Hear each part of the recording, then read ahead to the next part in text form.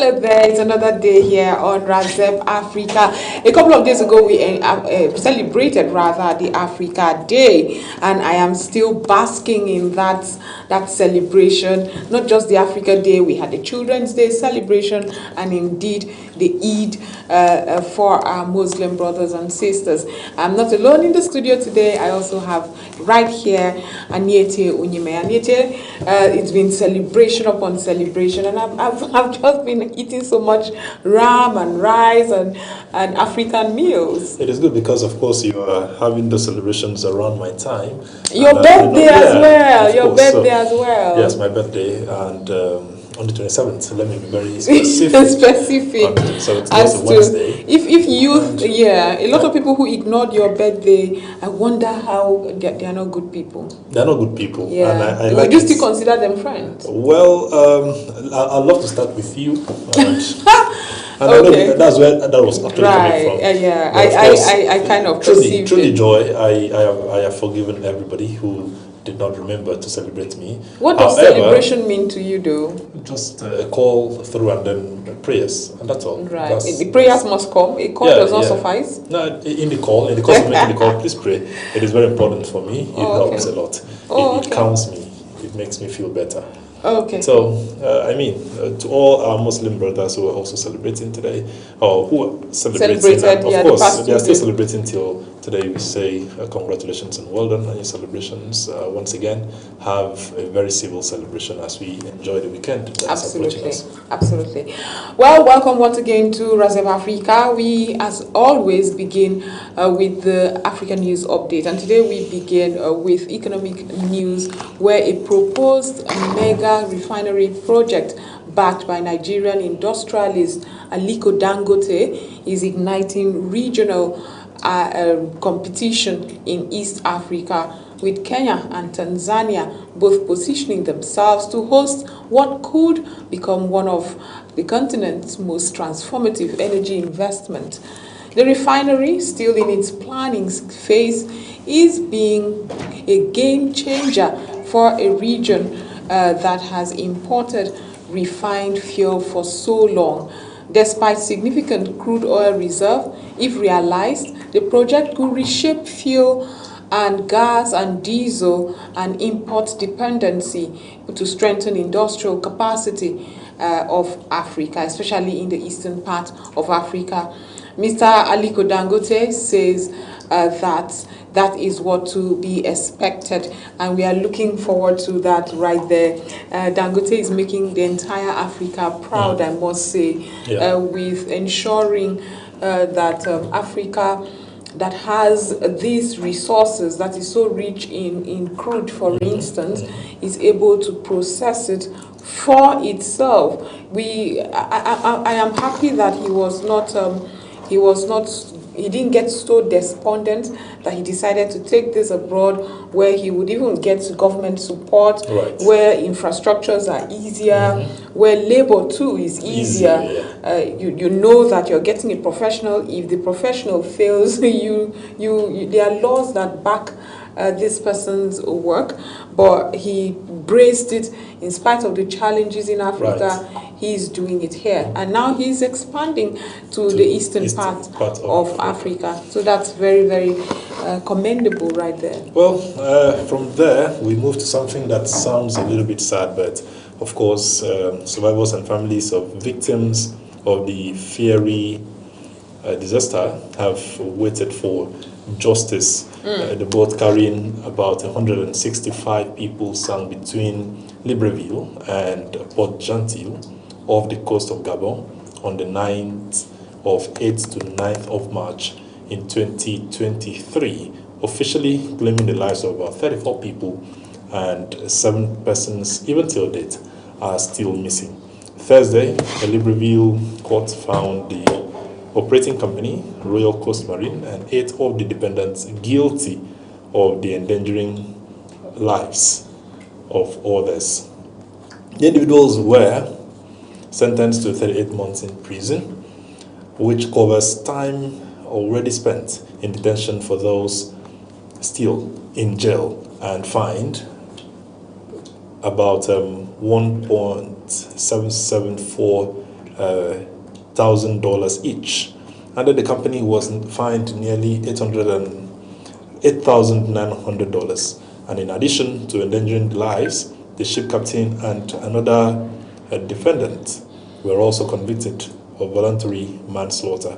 The verdict has sparked outrage among the civil parties, with their lawyers already saying they plan to appeal. Okay, that's it for that story there. But we move now to the Senegal, where the president has pardoned a journalist convicted to life in prison over a 2018 massacre in the southern Casamance region. Journalist René Capain Bassin was convicted over the rounding up and killing of 14 loggers in January 2018 by armed individuals in the Bayot forest in Casamance. The region is almost entirely separated from the rest of Senegal by the Gambia and is home to an independent rebellion that has simmered for 43 years. The organization said President Bassirou Diomaye Faye on Tuesday granted pardon to Bassin, who was freed from prison in Dakar the following day. Following the massacre of the loggers in 2018 in a protected forest, a separatist group, the Casamance Movement of Democratic Forces, was blamed, but the organization denied all involvement. Casamance rebels fighters also used the forest as a base, and the Senegalese authorities accused them of their financing their activities by trafficking the wood as well as cannabis. The rebel group denied any involvement in the murders, accusing corrupt local officials.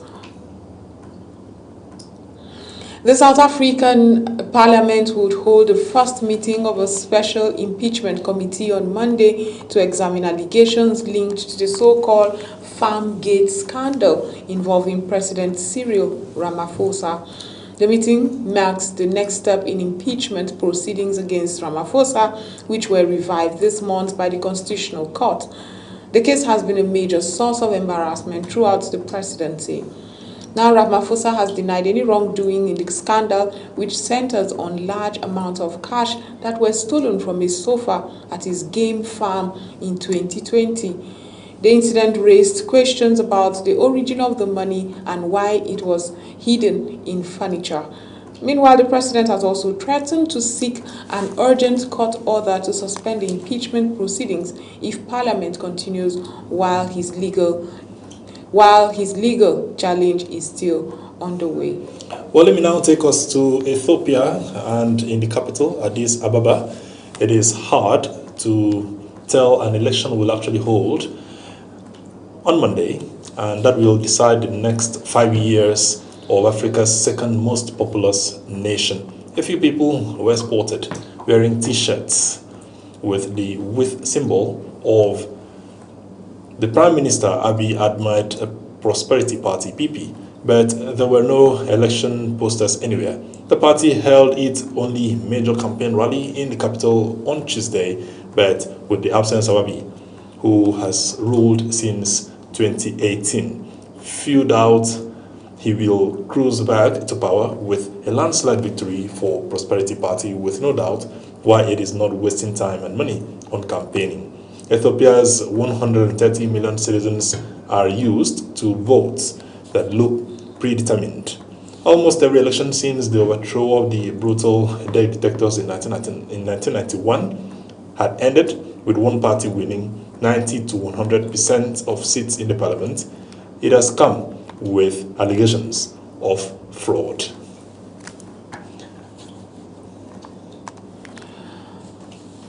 Now, officials in Ghana said today that the government has wrapped up its International Monetary Fund bailout program, ending a $3 billion emergency support package. Accra said it had helped restore macroeconomic stability and debt sustainability ahead of schedule. Ghana's presidency said inflation has reduced significantly, the currency has strengthened, and public debt has declined sharply in December.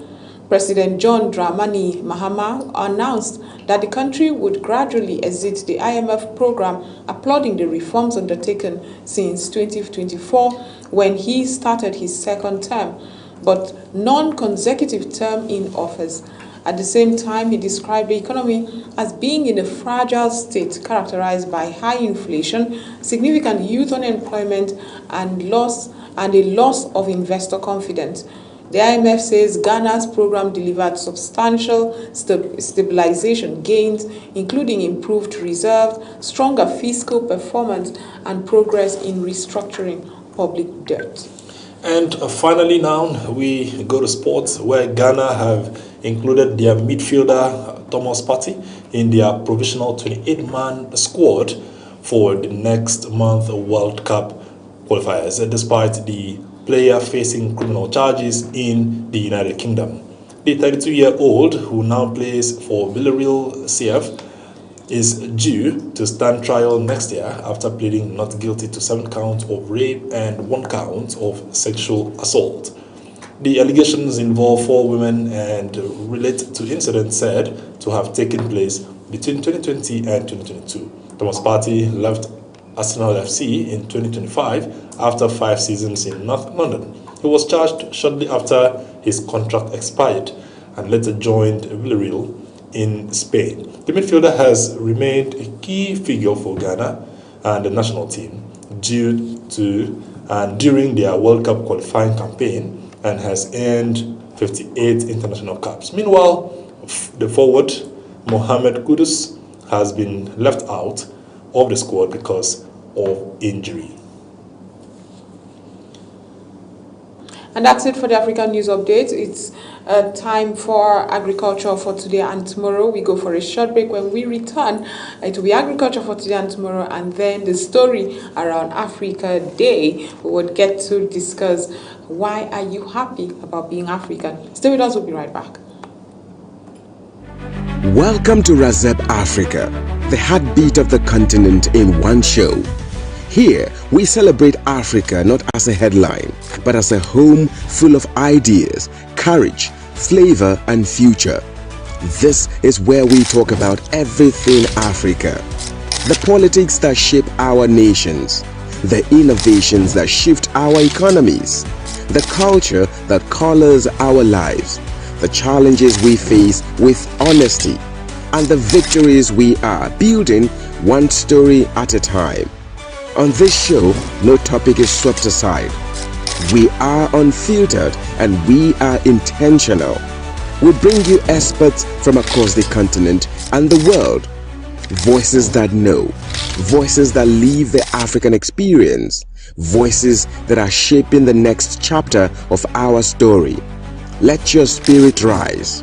We don't just tell Africa's story, we own it. Join Joy Asonye on Razep Africa, Monday to Friday at 11 a.m. to 12 noon on Global Television.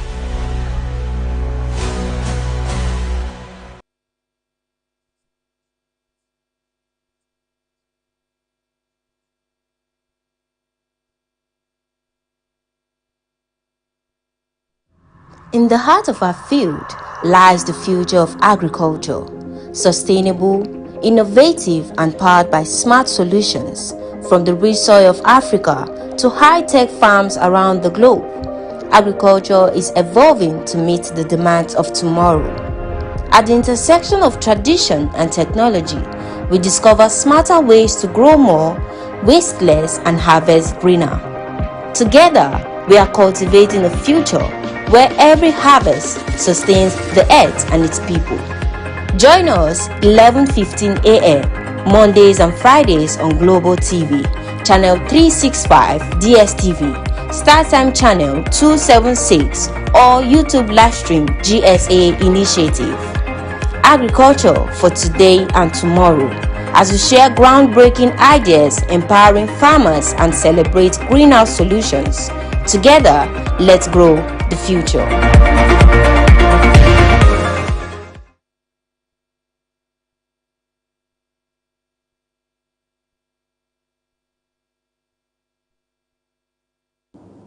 Hello and welcome everyone to today's episode of Agriculture for Today and Tomorrow. Here we promote smart solutions for a greener harvest. My name is Esther Itifia, your host.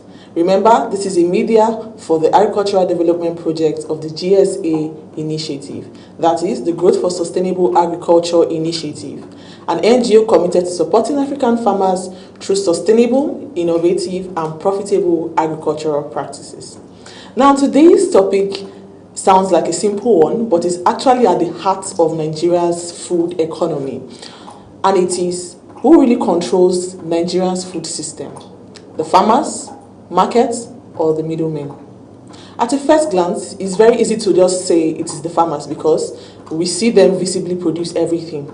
But in reality, agriculture does not end at the farm gate, because between the farm and the final consumers, there is an entire system, an entire value chain of aggregators, transporters, wholesalers, retailers, storage operators, and market intermediaries. So the aggregators are the ones in charge of gathering the seed inputs from the farms in the rural areas and distributing them to the urban areas and different parts of the country that needs this crop. And the transporters, as we know, take the crop from the rural areas down to the urban areas. The wholesalers are the ones who buy this crop in bulk, and the storage operators are just essentially concerned with storing these crops for sale. And all of them influence how food moves, and most importantly, how much it costs. So today, we are asking a very important question. If food is expensive, where exactly is the pressure coming from? Let us analyze. Let's start from the farmers. The farmers visibly do the work. They do most of the work, from planting, weeding, spraying, and harvesting. But after harvest, things become more complicated. Well, this is because many farmers do not sell directly to the final consumers. They sell at the farm gate level. The farm gate level is the price that you get directly from the farms. And they sell this often under pressure. This is the reality of many Nigerians who are into farming. Because after harvest, they produce in bulk, but they have issues with lack of storage, urgent need for cash, probably for the family and for other expenses, transportation difficulty due to the bad roads, insecurity on the roads now, or market uncertainty. They sell quickly to avoid the fluctuations in the price of their commodities.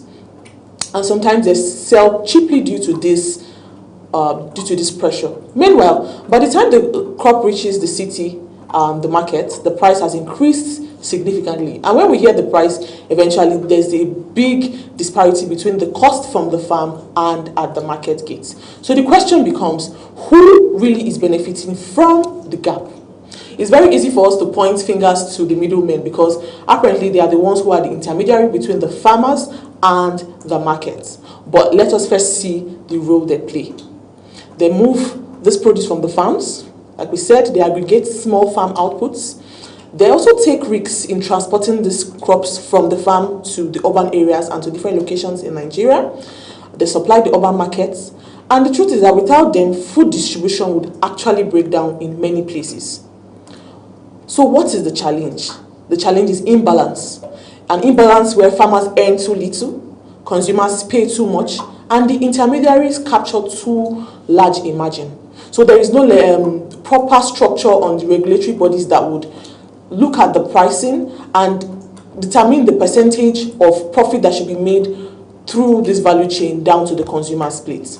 The system becomes very inefficient, and the inefficiency is what Nigerians see every day in food prices. Sometimes we look at the food system in Nigeria as a negotiation. Many people say that the food becomes a negotiation committee of its own because one week it is affordable and the next it becomes a luxury. But behind that joke is a very serious economical structure problem. So the real issue is not just production, it is a real challenge because agriculture is not just about producing food. The value system has to be in place. It has to be done properly for efficiency and fair profit and earning. And we have to look at the storage, transportation, processing, market access, pricing structure, and just to name a few. Because agriculture today is not just about farming. It is the food system of the economy. It is also a matter of national food security. And whoever controls the stronger part of the value chain is who often influences the pricing, availability, and profit distribution. So now we've seen all the challenges that comes with food pricing and how it affects the farmers and the consumers. So what is the solution to this problem? Well, we're going to look at the possible solutions to this problem after the break. Stay tuned, and when we come back, we'll get right into it. Thank you. In the heart of our field lies the future of agriculture, sustainable, innovative, and powered by smart solutions from the rich soil of Africa to high-tech farms around the globe. Agriculture is evolving to meet the demands of tomorrow. At the intersection of tradition and technology, we discover smarter ways to grow more, waste less, and harvest greener. Together, we are cultivating a future where every harvest sustains the earth and its people.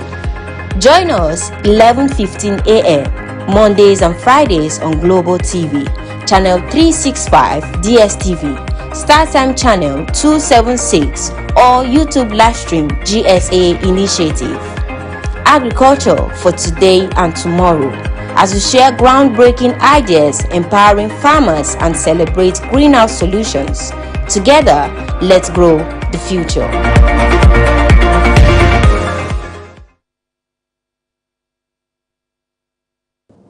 Welcome back from the break. Thank you for staying tuned. So now let's move on directly to the solutions, because I know that we've been waiting for that. What actually is being done in Nigeria to address this gap? First, let's look at what the federal government is doing in the value chain and food system reform. The Federal Ministry of Agriculture and Food Security has recently intensified efforts around food system transformation and value chain development. The focus is on improving the market linkages between the farmers and the buyers, thereby reducing post-harvest inefficiencies and strengthening food supply systems. In short terms, it's just simply reducing the distance from the farms to the consumers, physically and economically. So when this is put in place, definitely the distance and the many intermediaries that have to be in the value chain up until the consumers will be reduced. So the chain link will be cut short, and the pricing will be fairer for both the farmers and the consumers. Also, we look at agro-processing expansions, that is the AFDB supported initiatives, which is through the African Development Bank supported programs that are concerned with expanding agro-processing zones and industrial clusters. What this does is very important, because instead of moving the food along distances, processing happens closer to production areas. That means there's less spoilage, lower transport pressure, and more stable pricing. Because once the value chain is added and is shortened closer to the farm to market inflation gap reduces. So most consumers can just directly buy from the farmers, or at least just maybe one or two steps in the intermediary between the farmers and the consumers. We also look at agricultural inputs and market stabilization policies. Recently, Nigeria has also taken steps to reduce pressure on food prices through targeted interventions. We've also been able to look at adjusting import duties on selected food items and agricultural inputs, and support supply chain stability through price shocks. So the government has put in lots of programs and initiatives to reduce the shock on the fluctuations between the pricing from the farmers to the consumers. And this is usually what has been done for a long time, but it is just a short-term stability strategy, because for it to become long-term and permanent and for us to see visible changes, it has to do with more interventions, more implementation plans, and a lot of strategic planning. So basically, the government is trying to reduce the pressure, immediate pressure, while long-term production systems are strengthened. We also have the private sector and agribusiness financing growth. This is another major shift that we are seeing in the private sector. The private sector is becoming more involved in financing from the banks, the fintechs, and agribusiness platforms. They are now all investing in farmer financing, aggregation systems, storage infrastructure, and supply chain logistics. Because without financing, all of what we said will not be possible. financing is being made better by the private sector and their involvement to ensure that the farmers have more access to storage facilities, also are able to provide direct linkage from the farmers directly to the consumers through what we call the digital agricultural apps now that help to link the markets to the farmers directly. This is important because the production system will collapse without financing after the harvest. Development partners and value chain supports are also making headway from the international partners, from development agencies that are also supporting Nigeria through agricultural transportation, programs, intervention programs, climate smart agriculture initiatives, the value chain strengthening projects, and so much more. So the focus is not just in production anymore, but system efficiency. When all this is combined, what do we see?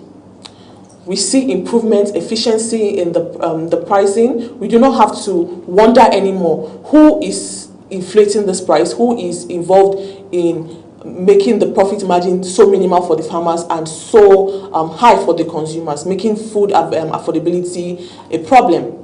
Nigeria is trying to fix the food system from multiple angles, as we've seen, from government reforms, private sector investment, development support, agro-processing expansion.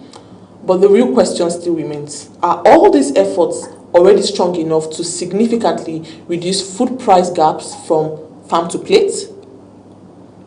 For young people and agribusinesses that are also key players in this sector, this is a very important discussion because a lot of people just see the farming as production and are looking for opportunities to partake in the agricultural sector. This is a very clear indication of where there is limited inflow of the young people and agribusinesses, and they can actually tune in and key into the value chain improvements because modern agriculture is no longer about farming. It includes a whole lot of things from logistic businesses to food processing, storage solutions, agro trading, supply chain tech, market platforms. So the young agriculture business moguls can key into this and ensure that there are into one of the segments. It could be storage solutions, food processing, packaging, and linkage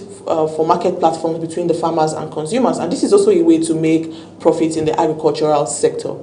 In fact, some of the biggest profits in agriculture are not at production level. The production level is the most tedious level, which involves, like we said, the weeding, the planting, the spraying, having to deal with climate changes and a lot of inconsistencies. But the major profit comes between production and consumption. That long value chain is where the profit is made. So the real opportunity is no longer just to grow food, but it is also how to move it, how to store it, how to process it, and connect it efficiently. So at the end of the day, the question remains whether farmers can absolutely make profits and if they matter. But they do. The farmers actually matter because without producing these crops, there will be no value chain in the first place. So the real issue is how to balance the entire food system. We've seen that it is a long chain from the farming to transportation, aggregators, distribution, pricing, storage, market accessibility, and so much more. Because a very strong food system is one where farmers are profitable, the markets are efficient, intermediaries are fair. There is no ridiculous profit margin that is made by multiple intermediaries rather than the farmers making the profit for the hard work that they have done. And also consumers are able to afford this crop from farm to plate. So this is where the balance should begin. And this is where Nigeria continues to work towards to make a better food system efficient. This has been it on Agriculture for Today and Tomorrow. Remember, this is a media for the Agricultural Development Project of the GSA initiative. My name is Esther Itifia, and thank you for joining in. In the heart of our field lies the future of agriculture, sustainable, innovative, and powered by smart solutions from the rich soil of Africa to high-tech farms around the globe, agriculture is evolving to meet the demands of tomorrow. At the intersection of tradition and technology, we discover smarter ways to grow more, waste less, and harvest greener. Together, we are cultivating a future where every harvest sustains the earth and its people. Join us 11:15 a.m. Mondays and Fridays on Global TV, Channel 365 DSTV, StarTime Channel 276, or YouTube Livestream GSA Initiative. Agriculture for today and tomorrow, as we share groundbreaking ideas, empowering farmers, and celebrate greenhouse solutions. Together, let's grow the future.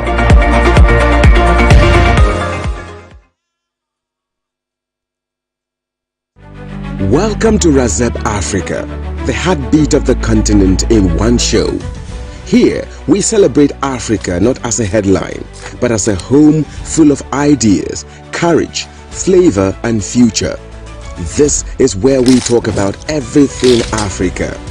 The politics that shape our nations, the innovations that shift our economies, the culture that colors our lives, the challenges we face with honesty, and the victories we are building one story at a time. On this show, no topic is swept aside. We are unfiltered and we are intentional.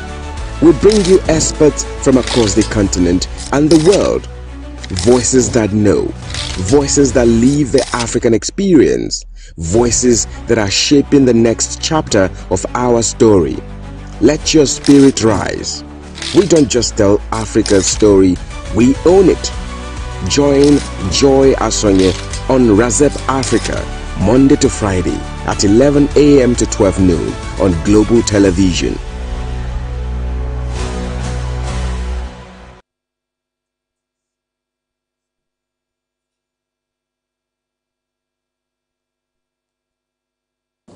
Welcome back from that. That was Agriculture for Today and Tomorrow. And yes, I got to learn so much. Again, it's also that we could all join hands together to ensure food security across Africa. It is a concern for me when we talk about agriculture, and especially for that program. Maybe we had missed it yesterday.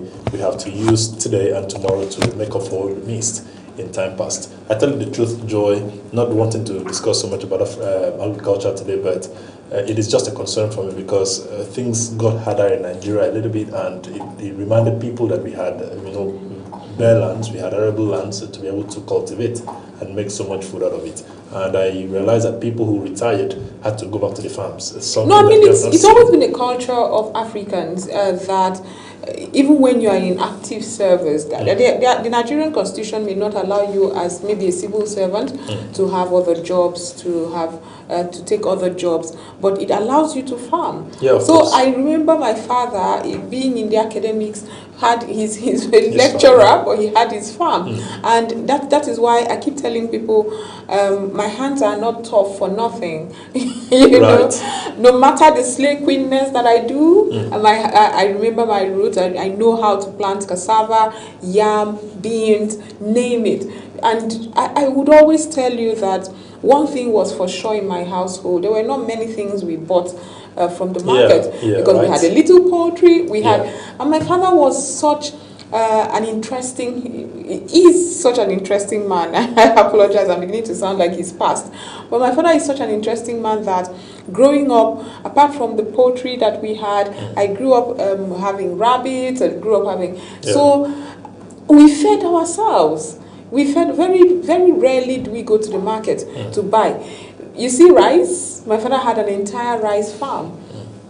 And so when it's harvest time, although it was a bonding time, let's go harvest, there was only so much some of us could do. So if everyone had that, we will see prices drop because the competition will be less. And Nigeria, once again, will stand tall to feed Africa, not just ourselves.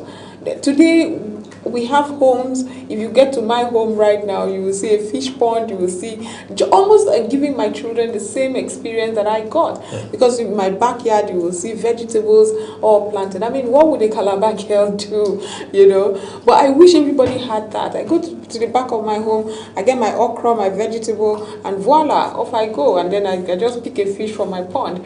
Imagine everybody did that. I may have to buy onions and peppers from you, but because you're not pressured, the person who is selling onions and peppers has the variety of people who already have. So that's why this show, this segment is very important. To have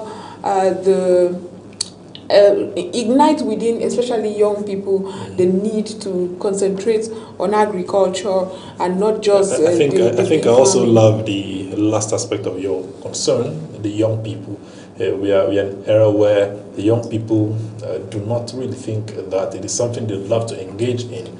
I talk to a lot of young people. I'm young, but I mean younger people, and they feel, it is good to go into the tech world, but you must remember, home. You must remember where you came from, and try to see how to get engaged in these things. For them, they feel it's the hard value work. chain. The value chain in agriculture is huge. The value chain in agriculture is huge. You may not necessarily get your hands dirty. I could just mention one that keeps me. There's one that keeps me awake every night. The fact that Nigerian farmers lose 60% of their harvest to rot. Yeah, exactly. We don't have silos. We don't have off-takers. We lose it to rot. And this is at a time when Nigerians are groaning from hardship, which is as a result of inflation and all of that. I grew up in a place where we had people, plant rice locally, and they went ahead to manufacture it and do everything, recycle everything locally.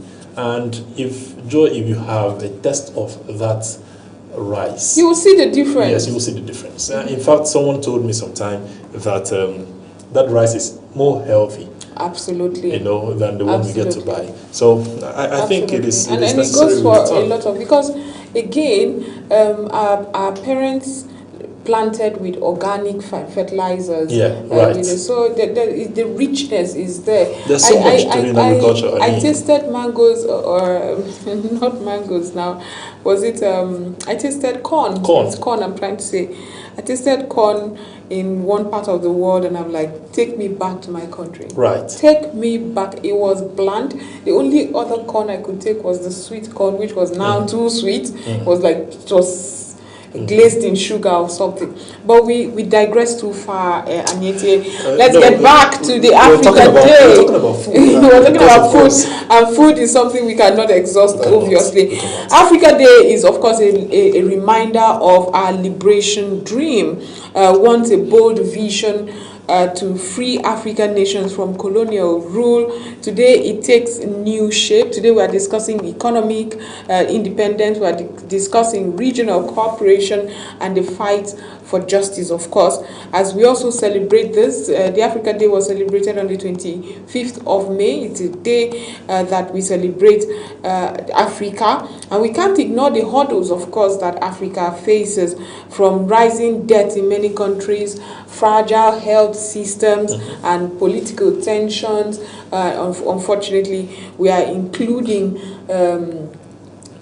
serious insecurity in several parts of Africa as well. So this year, Africa also see growing weight on the global stage. We see what's going on in Cape Town, that has become like a beacon of investment for a lot of people in diaspora. We're seeing that Africa is positioning basically to have many people come invest within Africa. And there's another challenge, Ebola in the Democratic Republic of Congo. We also have the migration tensions, of course, and youth population grappling with unemployment. So, we will not just look back and see it all gloom and dim. We have so much also to celebrate. We also have countries that have gone like Nigeria. We have our democracies intact or seemingly intact. We have strong Africans, that are making us proud globally. Individuals that must be supported by government. and individuals that must be mentors to others. We have a lot of things to be grateful for. If you ask me why I am grateful to be African, I don't know if this conversation would end, because from the color of my skin to my tradition and culture to the diversity across Africa to the vibrant colors I grew up with, I don't know where to end this, because it is endless why I am grateful to be Africa. The Africa I grew up with was very communal, where my problem is your problem, your problem is my problem. There's no such thing as picket fences or high fences. That's the Africa I grew up with. The Africa I grew up with was one that I'm not suspicious of my neighbor. I could always go there and have a meal and, play with no fear and all that. Oh, a lot of things are new to me. I'm a millennial, so I'm in that intersection of the old school and new school. But I must tell you, one thing is for sure: Africa must unite. We must not allow internal regional division in Africa. Right, Joy. I love the celebration. It was on Monday, just like you stated, and very importantly, some things are a major concern to me. I love to start with unity in Africa. It is a major concern because I grew up having, just like you mentioned, you grew up at a time where I also grew up. So life was very easy. We could commune, we could stay together, we could grow together, we could share together. I grew up where you could actually take a stroll, a sleepover, and wake up without feeling hurt, without feeling you might, get hurt. Because at the time where I grew, in Africa still, a child belonged to the community. So growing up, I was trained by virtually everybody, beginning from home, into the streets, into the larger society, school, church. I was groomed, I was trained by everybody. But it looks as though gradually we're losing it, and it is very important that we bring this back into thought, that unity is what is supposed to keep us together. So away from maybe the one that sounds communal, staying in Nigeria, I grew up also in Africa where we could actually visit places very easily. The first time I had the opportunity to go to Cameroon, it didn't take me but nothing. I just had my papers prepared. Then I didn't have international passport. So what was given to me was what we call in French un laissez-passer. And it stated that I was supposed to stay in Cameroon for 90 days. And at the end of 90 days, I came out of Cameroon. I came back home. And I was very happy. 3 months, spending in a country where you barely could understand the language they speak, because of course they speak French. But they were happy having you. People there were like, come teach me English and I'll teach you French. That was the unity that we faced back then. But away from there till now, we're having an Africa where you cannot just walk into another country, an African country, without being really, fixed up. More like where you say you must have. Today we are talking about you must have your international passport before you can travel. That is because you must be really identified. And well, in as much as it is not bad, we also have the concerns of, as an African, can I not just walk in? And that is why some sort of celebrations are going on at the moment, because some African countries are beginning to see that Africans can actually share that communion, where you can just come into my country because you're African. Accessibility. Yeah, so we can roll together. And that is why I love to start with unity. In the course of the celebration this year, what has been talked about very importantly has been Unity Africa Day, has been a means to say, come, let's unify, let's come together, let's show that our strength is in togetherness, it is in our communion. So from unity works in a lot of places in Africa. You could see people coming together from different parts of Africa, different parts of the countries that make up Africa, the continent Africa, to talk about the unity that we must share. And at this point, there were no barriers from languages, there were no barriers from the kind of food,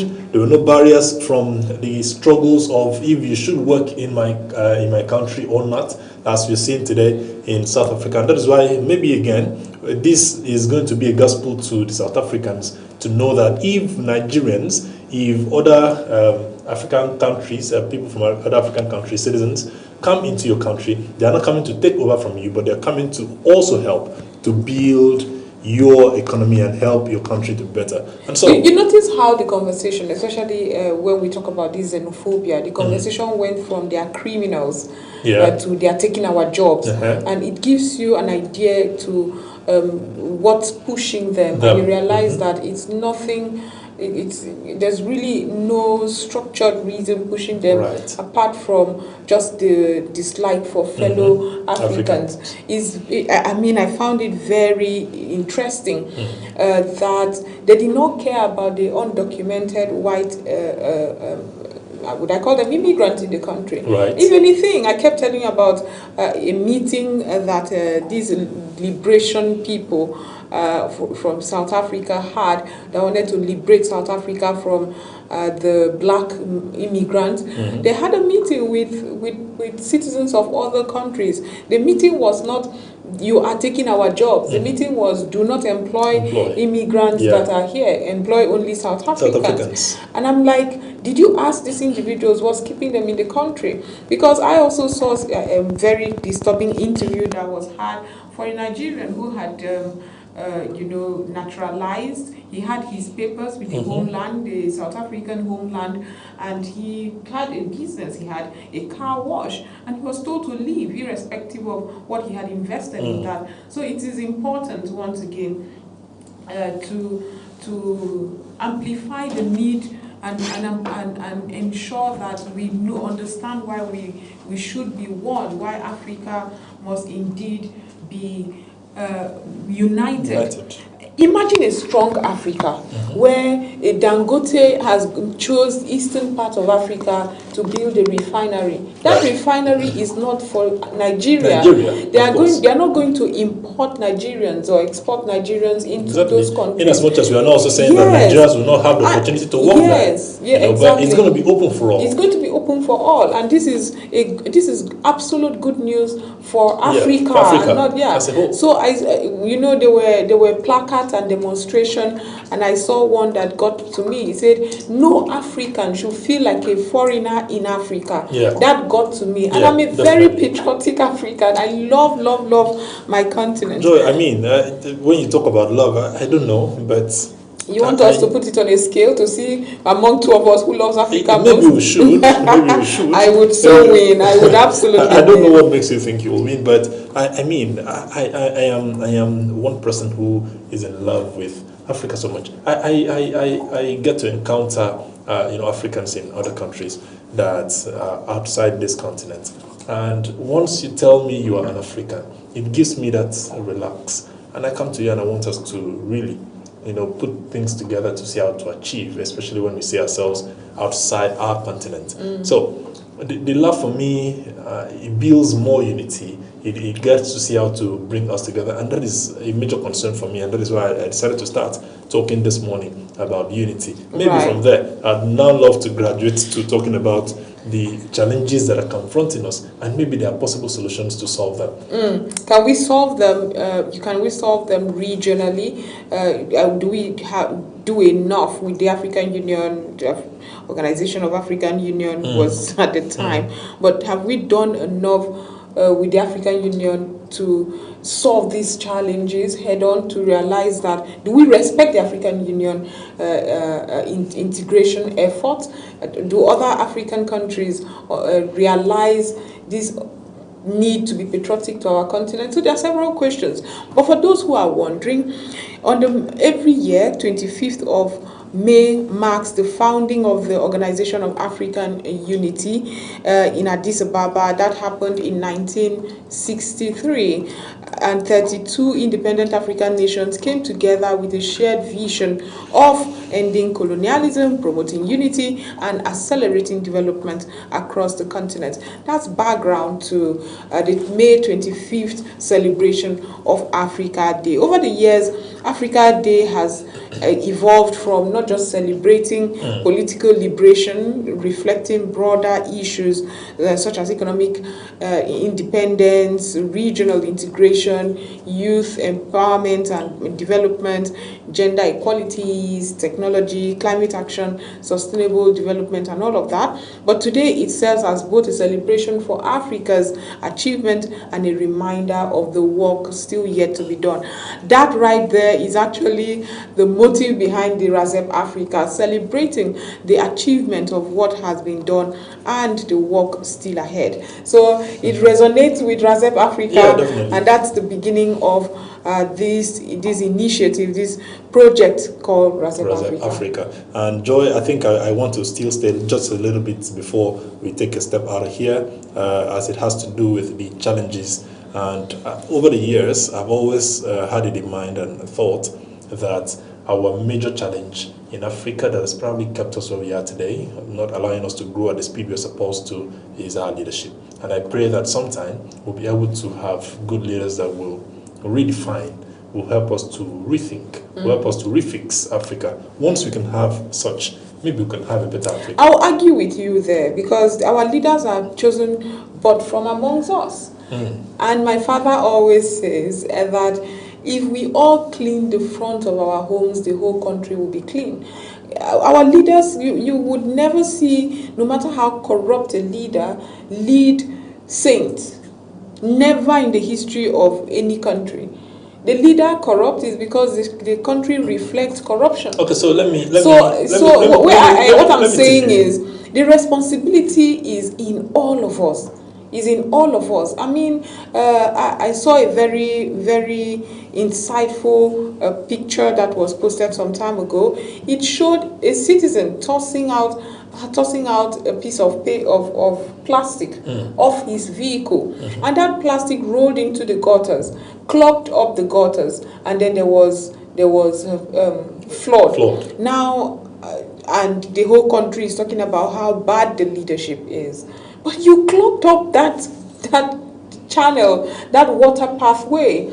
You know, there's only so much we can understand, we can expect the leaders to do. And there is no leader, there is none so far that does not reflect the people. Joy, if we only knew that, I think we would all change. Joy, I think the aspect of leadership I'm actually referring to, in as much as I know that as citizens, as have a responsibility. We have so much responsibility. It's not just responsibility, but so much of it. You know, I still believe that in policy making and carrying out these policies, our leaders are not really helping us. Have you wondered why these people who are not carrying out what you call good policies are re-elected year in, year out? Have you wondered? It is because the people you don't care. The individuals don't care. Joy. Except now that we are gradually coming to that realization. We are not getting to any realization. I've had this conversation over and over, especially in Nigeria, where a lot of people have so much anticipation and hope for 2027. Anyhow, I want to put it this morning. We must not run away from the reality. And the reality is there's little that citizens can do, especially when it has to do with policies, if our leaders do not help us to carry out. That's not true. But we have what it takes to be able to lead out. Exactly. We can lead out those who are not carrying out policies. Absolutely. And that's all it takes. So we have to do the leading out, to show them the way out. But when it has to do with when they are in, take for instance in Nigeria. We don't have the time to take for instance, but this is where we end it. Just drop it here. This is where we end it on today's edition of Razep Africa. We just know if you take responsibility, the next person takes responsibility, the leadership would not have the guts to give you bad policies. That's for sure. But from me, I'm saying have a wonderful weekend. And from me, I say have a wonderful weekend, and we'll meet again on Monday.